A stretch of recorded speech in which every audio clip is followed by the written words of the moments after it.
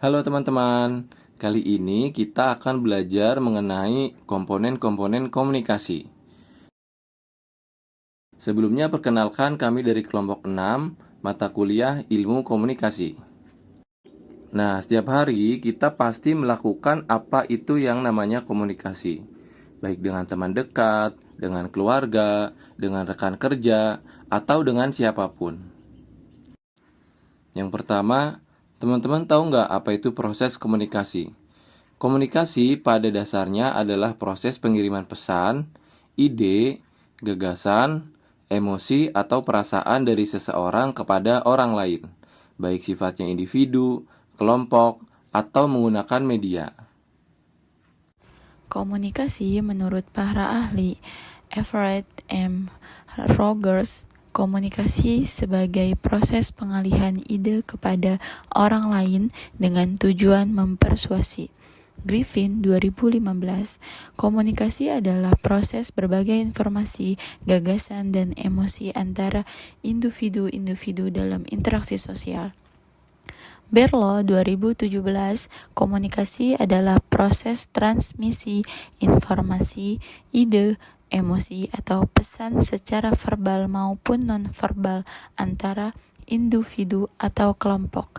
Harold de Laswell, komunikasi dilakukan dengan menjawab pertanyaan how, say, what, it, with, channel, to whom, what, with, effect. Komunikasi adalah sebuah proses yang berkesinambungan dan melalui sejumlah tahapan.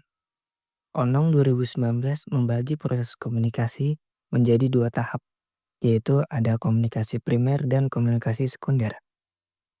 Komunikasi primer adalah sebuah proses penyampaian pikiran dan perasaan seseorang kepada orang lain dengan menggunakan lambang atau simbol sebagai medianya. Lambang dalam komunikasi primer berupa bahasa, isyarat, gambar, warna, dan lain-lain, yang mampu menerjemahkan pikiran atau ide dari komunikator kepada komunikan. Sedangkan komunikasi sekunder adalah sebuah proses penyampaian pikiran dan perasaan seseorang kepada orang lain dengan menggunakan alat atau sarana sebagai media kedua, setelah memakai lambang sebagai media pertama. Komponen komunikasi. Komponen komunikasi adalah sebuah unsur-unsur yang harus ada agar proses komunikasi itu bisa terjadi. Antara unsur yang satu dengan unsur yang lain saling berkaitan, berhubungan, dan merupakan proses yang berkesinambungan. Menurut Haryanto, komunikasi terdiri atas beberapa unsur atau komponen pembentuknya. Pertama, source atau sumber adalah dasar yang digunakan di dalam penyampaian pesan dalam rangka memperkuat pesan itu sendiri.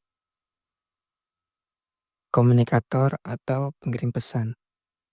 Komunikator ini dapat berupa individu yang sedang berbicara atau menulis, kelompok, atau organisasi komunikasi, seperti surat kabar, radio, televisi, dan sebagainya.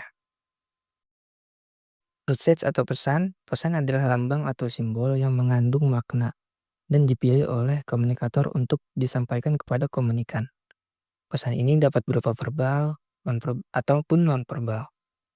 Pesan secara verbal dapat secara tertulis seperti surat, buku, majalah, memo, sedangkan pesan yang secara lisan dapat berupa percakapan, tatap muka, percakapan melalui telepon, dan lain-lain. Channel atau saluran. Channel atau saluran adalah alat yang menyalurkan pesan komunikasi. Channel bisa berupa media elektronik termasuk media sosial maupun media cetak. Saluran komunikasi adalah tempat berlalunya pesan dari komunikator kepada komunikan. Komunikan atau penerima pesan. Komunikan adalah penerima pesan atau orang yang menerima pesan yang disampaikan oleh komunikator, baik secara langsung maupun menggunakan media, efek, atau hasil. Dampak yang terjadi pada diri komunikan setelah mendapatkan pesan komunikasi dari komunikator. Dampak adalah hasil dari suatu komunikasi, yakni pengetahuan, sikap, dan tingkah laku seseorang sesuai atau tidak sesuai dengan yang kita inginkan. Jika sesuai, maka berarti komunikasi itu berhasil. Feedback atau umpan balik. Respon atau feedback yang dikembalikan oleh komunikan kepada komunikator setelah mendapatkan pesan komunikasi dari komunikator. Noise atau gangguan. Hambatan atau gangguan adalah suatu yang tidak terencana yang terjadi dalam proses komunikasi.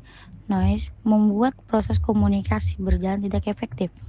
Gangguan atau noise dalam komunikasi terdiri dari 3 hal, yaitu gangguan teknis, yaitu masalah peralatan atau teknologi yang digunakan. 2. Gangguan semantika adalah perbedaan makna antara komunikator dan komunikan. 3. Gangguan psikologis atau suatu yang terjadi pada diri komunikan atau komunikator, misalnya tidak fokus, mudah tersinggung, dan lain-lain. Pada 2019, Ono menjelaskan bahwa unsur-unsur dalam proses komunikasi adalah sebagai berikut. Sender, komunikator yang menyampaikan pesan kepada seseorang atau sejumlah orang. Encounder, penyajian yakni proses pengalian pikiran ke dalam bentuk lambang. Message, pesan yang merupakan seperangkat lambang bermakna yang disampaikan oleh komunikator. Media, saluran komunikasi tepat berlalunya pesan dari komunikator kepada komunikan. Decoding, proses di mana komunikan menetapkan makna pada lambang yang disampaikan oleh komunikator kepadanya.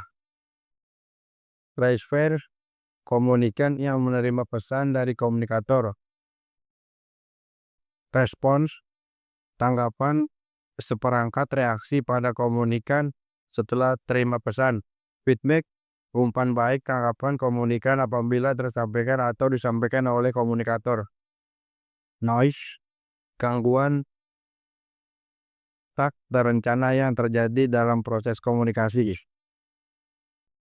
Deddy Mulyana 2023 menyatakan konteks adalah faktor di luar dari orang-orang yang terlibat dalam komunikasi, yaitu aspek bersifat seperti iklim, cuaca, suhu udara, landscape, bentuk ruangan, warna dinding, penataan tempat duduk, jumlah peserta komunikasi, dan alat yang tersedia untuk menyampaikan pesan. Aspek psikologis seperti sikap, kecenderungan, prasangka, dan emosi para peserta komunikasi. Aspek sosial seperti norma kelompok, nilai sosial, dan karakteristik budaya. Aspek waktu yaitu kapan berkomunikasi, hari apa, jam berapa, pagi, siang, sore, malam. MCLan 2005 menambahkan bahwa aspek konteks interaksi komunikasi melibatkan setting, adegan, dan ekspektasi individu yang terlibat. Ada satu konteks yang penting dalam proses komunikasi, yaitu lingkungan, atmosfer, fisik, dan psikologis tempat kita mengirim dan menerima pesan. Lingkungan sekitar, manusia, hewan, teknologi, semuanya dapat mempengaruhi komunikasi.